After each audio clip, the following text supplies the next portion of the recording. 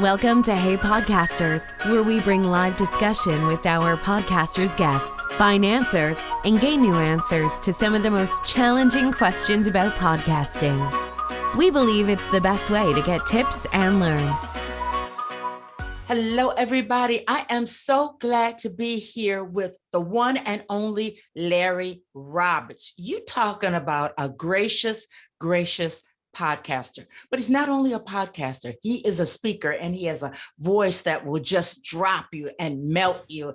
He is Amazon #1 best-selling author. And yeah, he has Udemy course that is pretty high up there on the charts also. So, buckle up, get ready to spend some time with Mr. Roberts and learn a thing or two. Okay. So welcome, Larry Roberts. Thank you for joining me.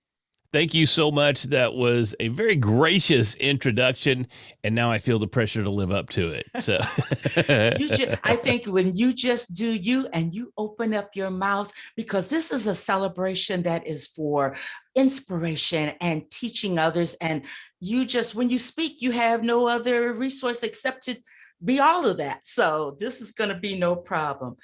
But I just want to start about talking about podcasting. So many people, I heard one person make the comment last week that podcasting is saturated. Why start podcasting now? What are your thoughts on this? There are roughly, as of, what are we in August, as of July 28th, I think the last figure showed we were just over 2.5 million podcasts that were in the podsphere. Now, that's a big number, and people will get intimidated by that number. Mm-hmm. But if you take a look at the podcasts that are active, there were roughly 474,000, I think, that were considered active. And just to kind of put that in perspective, there are some varying definitions as to what is active. But for the sake of this statistic, it was any podcast that had posted an episode within the last 45 days.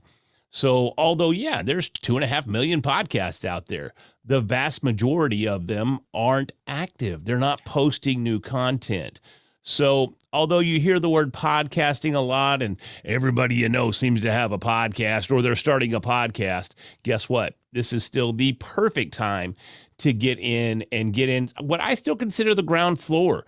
I mean, 474,000, sure, that's a big number. But guess what? Those are divided up between 110 different categories on Apple Podcasts. So there's still plenty of room in every industry, in every niche, for more high quality, value producing, value providing content and podcasts out there. Wow. That was my response to what the person said. I went exactly straightway to that statistic. To me, that's the one that we should follow. How many are active? Who's really putting this stuff out? And you know what, Larry, I also want to know what your thoughts about us active podcasters. Do you think that we really are the ones that carried people through the pandemic? It wasn't the ones that were the one-hit wonders, or I think I'm going to do this, or I'm going to do this, and don't get past episode number 8. That small number of podcasters that dedicated themselves to, I'm doing this, I've been doing this. We're the ones that brought people through the pandemic and continue to. What are your thoughts on that?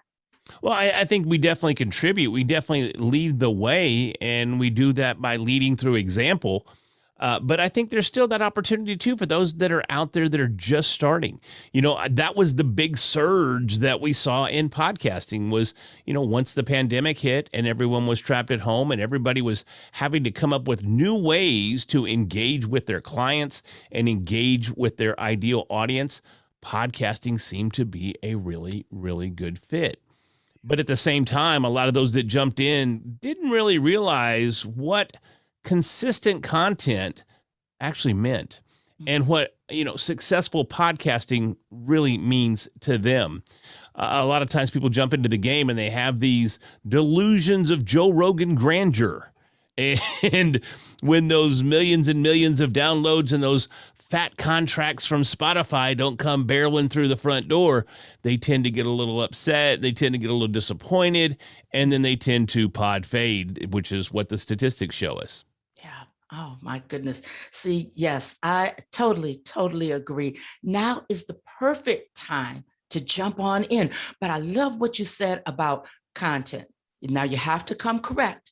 And if whatever your platform is, whatever your content is originally, do you agree? Be consistent with that. Don't sell cars by day and shampoo by night. What do you think? No, 100%. Somebody asked me it was day before yesterday. She reached out in a podcasting group that I moderate, and she asked how often did she need to release her podcast? She said, is twice a month enough?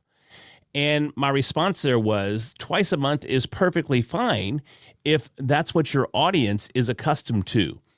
What's more important than frequency is consistency. So if you commit to a certain time frame, if you commit to a certain day of the week, if you commit to providing that content at a certain time of the day even, that consistency is what is absolutely critical that you maintain. Always continue to show up and show up when your audience expects you to. Mm. And it is so, I have to, oh my goodness, and my insides are cringing because when I took on this celebration of podcasters, I kind of got off the course on that. It was, started 2 days a week. I thought, okay, we'll start a season of this. And it's like, okay, Margo, you hear what Larry is saying. You better get back over there and, or modify and let everybody know, no, we're backing it back down Sure. to once a week. So thank you for that reminder. See, as a podcaster, you're always learning. We listen to each other and we understand the truth of the matter. So thank you, sir. Thank you. Now, you're not selling cars by day and shampoo by night. This podcasting thing is what you do. It's what you're good at. As a matter of fact, you have Readily Random podcast, Yes. and you have One Big Win, Moments in History to Mastery. Those are I want to say your babies, but those are your podcasts, correct? Well, One Big Win is definitely the baby. And I got to be honest, I started One Big Win, and we're not producing content for that particular podcast anymore, but it was short-lived. And I'll tell you why, because, over the years, I've learned a lot in regards to how to target my ideal audience and how to find my niche. And I try to teach my clients the exact same thing when they're launching their podcasts. But if you look at my podcast, Readily Random, you go, well, that kind of breaks every rule of naming a podcast. It doesn't really say what it's about. It doesn't really say who it's for. It doesn't necessarily convey any distinct value based on the name. So, me, like any other podcaster, has tried to evolve and tried to grow throughout the years. And I felt that One Big Win was definitely more focused, more concentrated on a particular market, on a particular niche.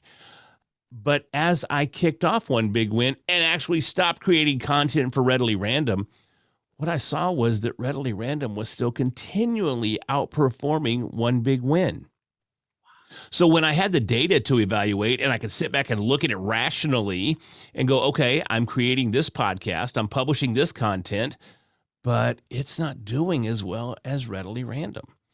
So I was splitting my audience and I was misdirecting my audience, but my audience was still being loyal to Readily Random. I had invested so much time, so much effort, so many years of consistently showing up and producing content under the Readily Random banner that people were still there. They're still looking for it. They're still wanting to consume that content. So that was actually a lesson learned for me. So I shut down One Big Win after just a few episodes, but enough to make an intelligent, informed decision to go back to Readily Random. So Readily Random with Larry Roberts is where we're at today, and that is where we're going to stay. Wow.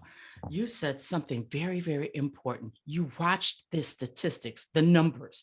You watched what the response. You listened to your audience, and you understood that you split your audience on something that seemed to be very clear, niche down, and I'm Readily Random, the years, consistency. You practiced what you preached, and the fruit of your labor was still coming in. I love this. 100%. And now I wouldn't recommend that someone go down that path. And the reason I wouldn't recommend it is because there were a lot of bumps along the way and a lot of lessons that were learned throughout the growing process. And we're still growing today by all means. But I would definitely, when I have clients, I recommend that they name their podcast something with a little more focus, something with a little more clarity, and something that speaks to a specific audience. So do as I say, not as I do.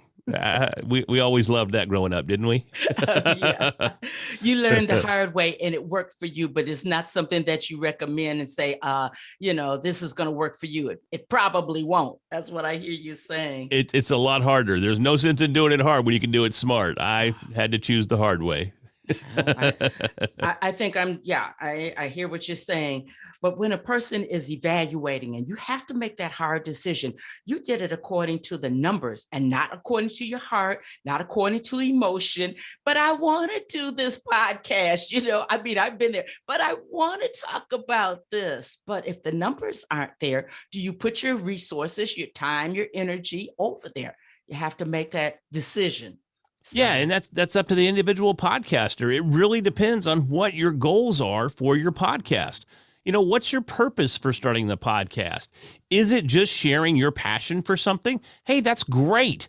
And if you're not looking to use it to build a client base or build a business or expand your brand or connect with clients, then by all means, do whatever makes you feel good. And if that works for you, if you want to talk about a hobby, people look at my background, they think, hey, maybe you want to talk about Batman all the time because I got all these little Batman figurines in the background. But that's really just a fun side of me. It's not the purpose of my podcast.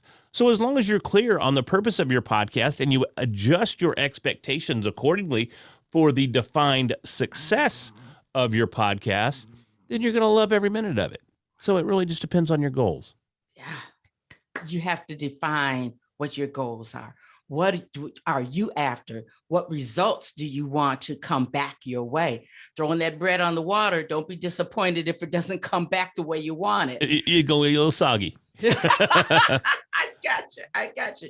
So then that takes me over to this thing of monetization. Everybody wants to get in. You made the reference to Joe Rogan. Everybody wants to get in. It's a blue ocean. I can make $1 million. All I need is 100 dedicated people, and I'm going to make 6 figures. What say you to that, sir?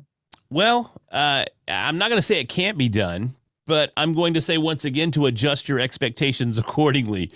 It really depends on the show, and it depends on your goals and the purpose behind the show.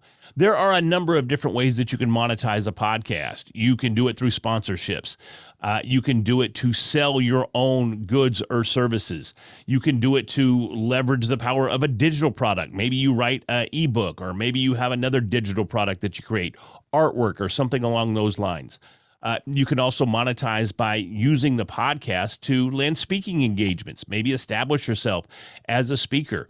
You could also be a brand spokesperson. Now, in order to reach that level, you're going to have a pretty powerful and pretty far-reaching show, but it's still an opportunity to leverage the podcast for monetization purposes. Mm-hmm. One of the other things that you can do, and there's more and more platforms that are coming to the forefront to do it, is you can actually gain money through the sponsorship of your show host.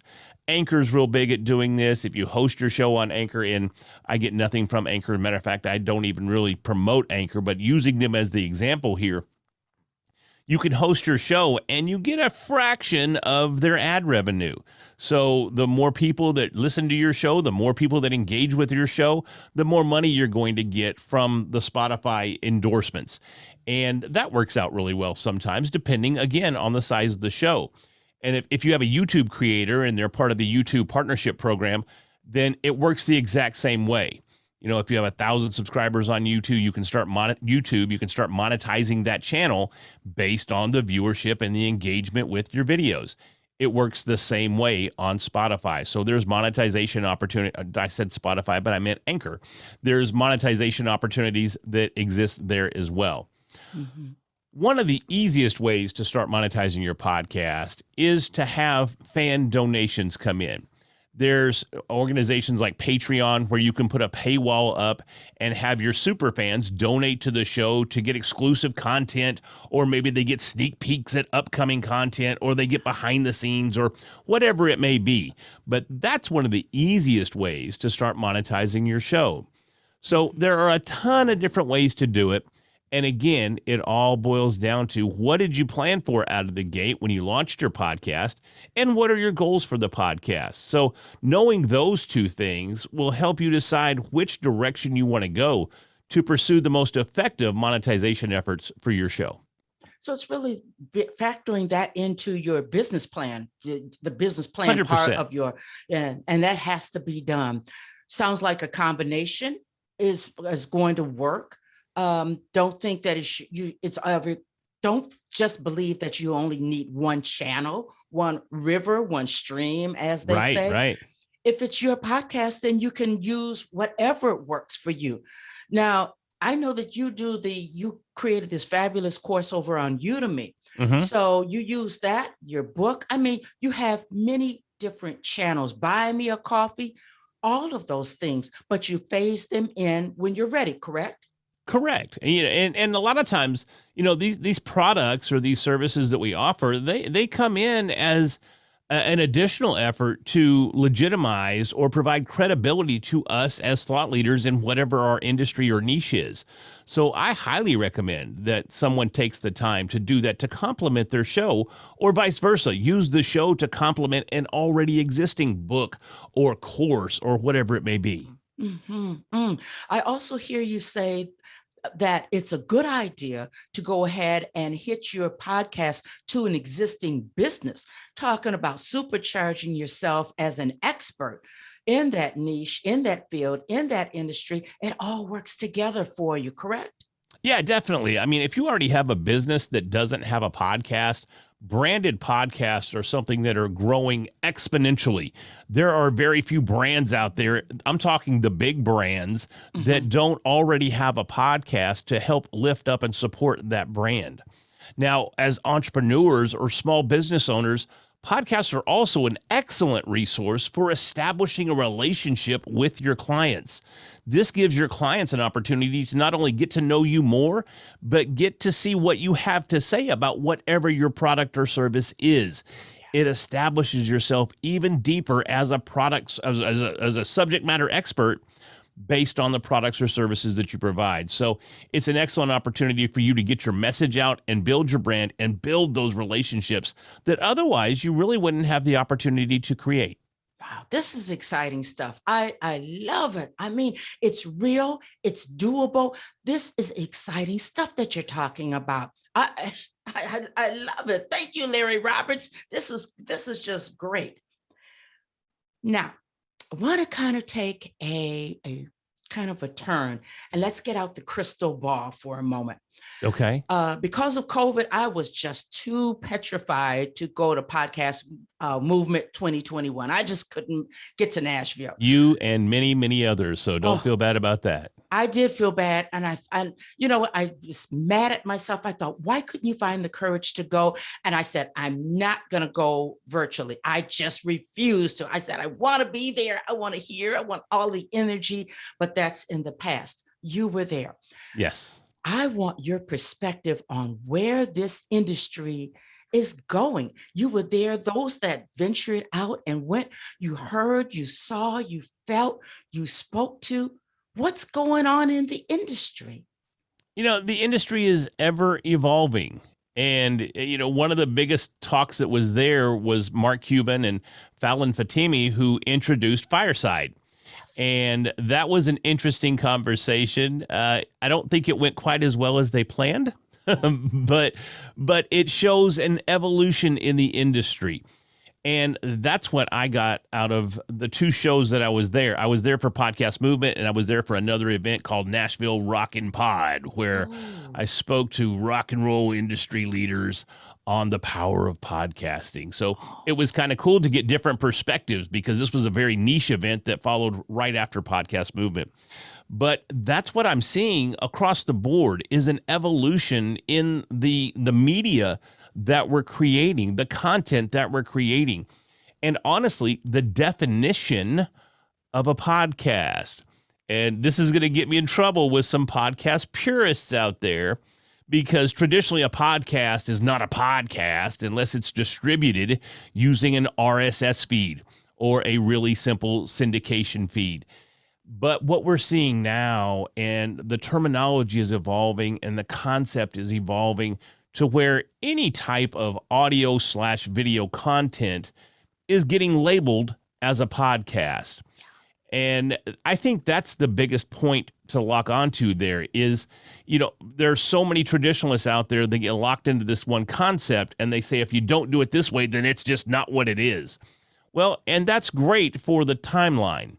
But I mean, let's just be honest, an RSS feed, that technology's been around for 15 or more years. It's been around for a long, what is this, 21? Yeah, long time, man. And things do evolve and things do change. And as we can learn from the dinosaurs, if you don't evolve, what happens?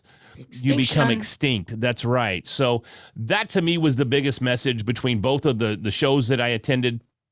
And I think we as content creators, we need to be able to pivot. We need to be able to change. We need to be able to evolve and adapt to an ever-changing content environment.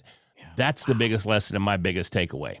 I love it. I love it that the definition of podcasting is expanding because they are reaching us. We're reaching people on so many different levels.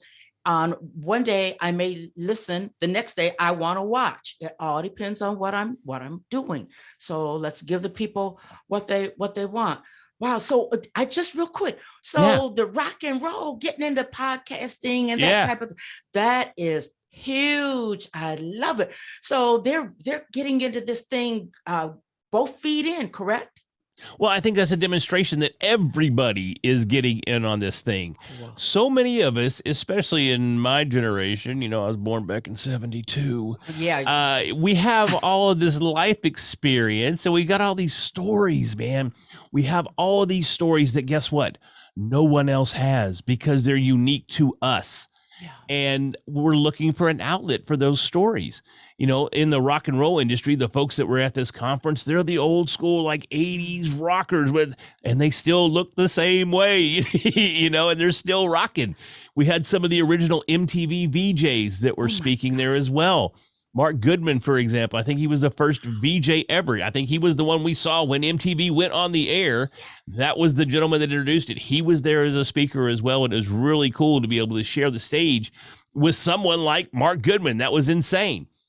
But it demonstrates that podcasting is for everybody. It is for every niche.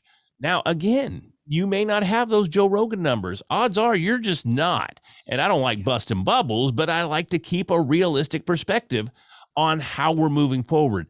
But that doesn't mean you can't have a successful show. Yes. It all depends on what you define as success for your show. And that definition comes from your planning right out of the gate. What do you want to do with it? And what do you want to accomplish with it? Oh, I'm so glad that you said that, because this thing of comparison, if we don't listen to ourselves and our plan, then we'll compare ourselves. I want to read a quick quote that someone sent me from Maya Angelou, and it keeps the word like keeps coming up. She says, success is liking yourself. I like what I do, and I like how I do it. I thought that's how podcasting should go. That's how it goes for me. Keeping it just that simple. Yeah. Just that simple. Yeah. I love that. I love it. Wow. I don't want to hold you. This has been so good, but I know you, and wait a minute, you're born in the 70s, honey. I was born in 1953. A girl talking about somebody got some stories. I kicked this podcast thing off at age 61, and I am headlong in love with it. So I love that testimony. That is phenomenal. I love it. That is great. You got to share that far and wide. Let everybody know that podcasting isn't just something for the millennials to jump into and take hold of.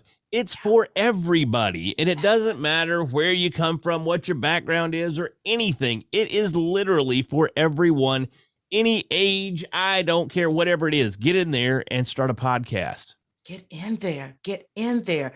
you help people get a podcast started. I teach people, I particularly teach the boomers, since I am a boomer, and I have graduated people just because I know accountability, looking at the stats, accountability and firm coursework is what people need. So for my generation, I'm finding that works. Who do you, and I'm wrapping this up because I could speak with you all day. I tell you what, you are fascinating to me. And I don't take this time lightly, but we all have heroes and sheroes, and Maya Angelou is definitely one of mine. I think whatever she says, I can apply it to what I'm doing. But do you have any podcast heroes? Or maybe you have some podcasters who are heroes and sheroes to you, people that inform you, inspire you. Who are those folks? I tell you, I learned how to podcast online, essentially, by piecing together videos and getting a little information from here and getting a little information from there. But one of the guys that I listened to more than anyone else was a gentleman by the name of Cliff Ravenscraft. And Cliff is an old school podcaster. He's been doing it. I think he started his podcast, if I recall, as a fan show to the show Lost. Like, I think he would do review shows after Lost, the Lost episodes. He would sum it up and do a review. But he has evolved so much, and it all started with that one podcast. And he evolved as a podcaster. He evolved as a podcasting coach. Now he's a financial advisor and a life coach. And to watch his progression and watch his commitment to his audience and see the way that he engages and he creates real relationships with each and every person that he comes in contact with, his dedication and his straightforward, no nonsense, real approach to people, relationships, and podcasting has always been an inspiration for me. So Cliff Ravenscraft would be my podcasting hero if I had to pick anybody. Wow. I've heard his name before, and I followed him early on when I tried to understand what this big thing of podcasting was all about. And his name just page one rose to the top. And yeah, oh my goodness. I think about him. I think about John Lee Dumas, sure, who said he wished he had started podcasting earlier on. And I bring up these names, Pat Flynn, I bring up these well-known names also because I want people to understand it can be a big, scary thing to do this. And the grandfathers of this industry, they kind of hesitated a time or two and had to assess, is this what I really, really want to do? But look at them now. Look at Larry Roberts. I mean, you have to get started. That's look at Margo Lovett. Get started. Exactly. Look at anybody that is a podcaster now. And if you look and you consume their content, you think, man, they are just so spot on. They are on the money with everything they do. Their production values are so professional and it is so awesome. Do me a favor. Take the time to research anybody. It doesn't matter who it is. Go back and listen to their first episode. Guess what they're going to sound like? They're going to sound like you. They're going to sound tentative. Their voice isn't going to be quite as voluminous. It's not going to be quite as confident as it is in their most recent episode. It's an evolution of the process, and you're a part of that process when you start your own podcast. So don't hesitate. Yeah, you're going to look back in a year or two and go, man, that first episode, that was a rough one. But guess what? All that does is that demonstrates your growth. That demonstrates your progression to be able to look back and go, wow, that's where I was. But hey, look where I'm at now. Wow. And still in love with podcasting.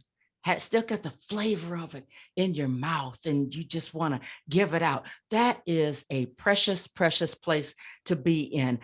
I promise I'm gonna let you go after this. One more. Let's go. Let's get it. You bring it to me of this thing of investing in yourself. You can't be a one-hit wonder. You're Right. always evolving and growing and investing in yourself, reading and going to the podcast movement and Podfest and just always being there. What do you say to that? Well, I think there's one thing that's super, super powerful, and regardless of what we do, but it's the power of showing up. And I just got hit with it again last week. Matter of fact, Dave Jackson, who is kind of the pod father, he and I were talking at the Nashville Rockin' Pod, and he goes, "Man, what are you up to? I see you everywhere." And that's just a testimony to the power of showing up. Dave Jackson sees me everywhere. He's not the first one to ask me that question. How is it that we show up here, Larry, and you are here too? It's because I'm constantly investing. I'm constantly trying to grow. I'm constantly looking to those that are leading the way and trying to get there myself. So it's a constant evolutionary process. It's a constant growth process. So I can't recommend enough that each and every one of you that are starting a podcast, that you're early on in your podcasting journey, just show up. Just show up. Show up consistently for your audience. Show up consistently and create your content, but then also show up consistently to industry events, to your niche events, anything in your industry. Man, show up. Show up online. Show up in video. Show up on podcasts. Show up everywhere that you can possibly show up and make an impact and produce value-driven content on an ongoing basis. That was the question I had to ask. And on that happy note, ooh, wow. Thank you. Thank you. Larry This was Roberts. awesome. Yeah, you are the man. What can I say?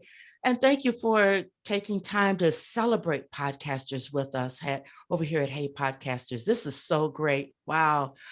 All right. And you and little Miss Sophie, who was cradled in your arms there. Thank My you, little Miss helper Sophie. here. I had to have her. So thankfully she was on her best behavior and we managed to get to chat a little bit. But yeah, thank you so very, very much for having me and Miss Sophie on the show today. It was definitely my pleasure. I loved every minute of it. All right. Thank you. Thank you, everyone, for taking time to listen. Now, you're going to have to share this out because there's no way that you can listen one time and get all of these golden nuggets. No way. All right. I'm Margo Lovett. See you next time. Thank you for listening to Hey Podcasters. That's it for this week's episode. Be sure to follow us in your favorite podcast app or connect with us on heypodcasters.com so that you don't miss our next episode. We wish you happy podcasting and see you in the next episode.